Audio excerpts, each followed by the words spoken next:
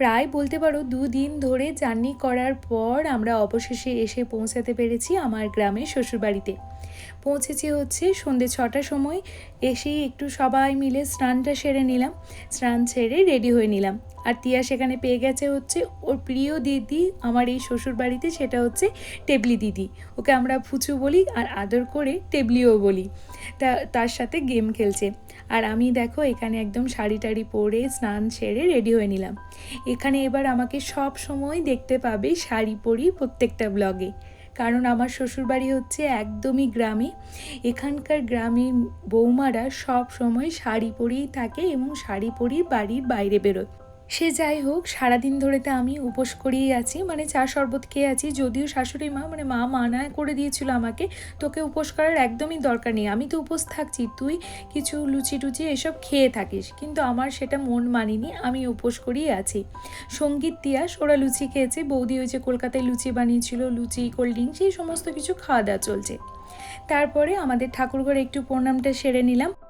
এখন বাজে প্রায় রাত্রি 10টার মতো। এখন যাব হচ্ছে গ্রামের যে রক্ষা মায়ের পুজো উপলক্ষে আমরা এসে পৌঁছাতে পেরেছি ঠাকুরের কৃপায়, সেই রক্ষা মায়ের পুজো দিতে এবং সাথে পুজো দেখতে। এদিক দেখো তিয়াস তো এখানে এসে মানে ঠাম্মি দাদুর আদরে মানে ওর বদমাশি যে কী পরিমাণ বেড়ে গেছে কি বলবো। তোমরা ওকে ওখানে যতটা শান্ত দেখেছো ব্লগে, এখানে আমি মাঝে মধ্যে তোমাদের সাথে শেয়ার করবো কী পরিমাণ দুষ্টুমি করে। এখানে দেখো রাস্তায় রীতিমতো লাইট রয়েছে, কিন্তু দেখেছে ঠাম্মি একটা ছোট্ট লাইট ব্যাগের মধ্যে ভরেছে, দাদু দিয়েছে ঠাম্মিটাই, সেই লাইটটা ও ব্যাগের মধ্যে ভরে নিয়েছে। যদিও লাইটটা জানো তো বেশিক্ষণ জানতে ছিল না, ওর হাতে দেওয়ার খানিকক্ষণ পরই ওই লাইটের সুইচ টুইচ সমস্ত কিছু ও ভেঙে নিয়েছিল। তারপরে এখানে এতদিন পর দেখা হয়েছে, আমাদের কথা বলা তো আর শেষ হচ্ছিল না। আমি, বাবা, তার সাথে সঙ্গীত, তিয়াস, আর সাথে আমার ভিক্ষে যা বৌমণি আর বৌমণির মেয়ে টেবলি, সবাই মিলে এখন আমরা গ্রামের রাস্তা ধরে যাচ্ছি হচ্ছে রক্ষা মায়ের পুজো দেখতে। আর দু সাইডের রাস্তাটা দেখো কি সুন্দর লাইট দিয়ে সাজাচ্ছে। আর এই রক্ষামায়ের পুজোটা হয় জানো তো একদম শ্মশানে, গ্রামের বাইরে।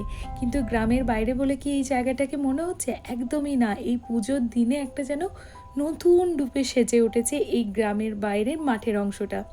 অন্যান্য দিন তো এইদিকে আসাই যায় না, একদম পুরোপুরি ঘুটঘুটে অন্ধকার থাকে, কিন্তু আজকে খুব সুন্দরভাবে এই গোটা মাঠটা সেজে উঠেছে।